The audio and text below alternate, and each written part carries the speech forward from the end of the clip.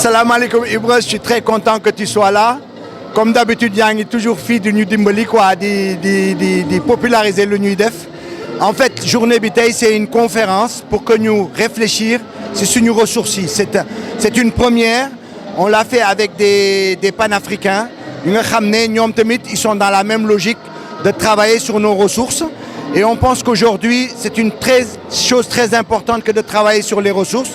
Parce que ressources, ça nous appartient à nous tous, quel que soit notre positionnement philosophique, idéologique, politique ou religieux. Ressources, comme moment de bop. Donc, telle journée, objectif du mot de discuter sur la question, par exemple, du Bénin, de ses rapports avec le Nigeria, les difficultés qu'il y a au niveau, par exemple, de la coopération économique entre ces deux pays. Nous avons la problématique cet après-midi du pétrole que Cheikh va nous présenter sur la gestion des différents puits au Sénégal, l'opacité qui existe dedans, parce qu'au minimum il y a de l'opacité, parce qu'il y a plein de pays de producteurs qui réclament des puits chez nous, alors que le Sénégal dit amuñu ay puits fofu. Donc Cheikh dinañu ko leeral dans l'après-midi. Il y a la problématique du pétrole et du gaz au Congo. Les amis congolais vont nous expliquer comment ils ont réussi à avoir aujourd'hui 30% de leurs ressources, alors que nous, on est toujours à 10%. Ensuite, on va aborder la problématique de nos ressources minières. La Mauritanie va nous présenter son expérience de 1962 à maintenant dans effectivement l'exploitation de leurs ressources.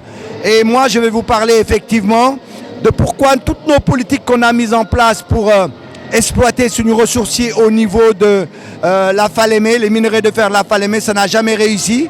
Et pourtant, depuis 1935, on a découvert qu'on avait des minerais de fer au niveau de la Falémé.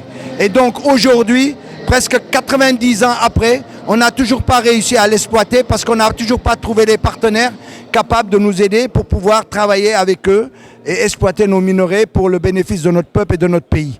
Donc je vais essayer de présenter effectivement pourquoi toutes ces politiques ont échoué, montrer quels sont aujourd'hui les atouts du Sénégal dans cette problématique, lan lañu am, lan lañu amul, et puis naka lañ ko wara mun développer, avec quelle technologie et pourquoi aujourd'hui il faut absolument transformer nos ressources sur place si on veut en avoir le gain maximum qu'on veut pour notre peuple. Voilà mon grand Ibra, ce que je voulais te dire pour la présentation de la journée et j'espère qu'on aura un rendu vidéo intéressant au niveau des débats et puis des interventions des uns et des autres pour pouvoir de façon consensuelle, ensemble, construire une vision, une politique sur la problématique de nos ressources. Je te remercie.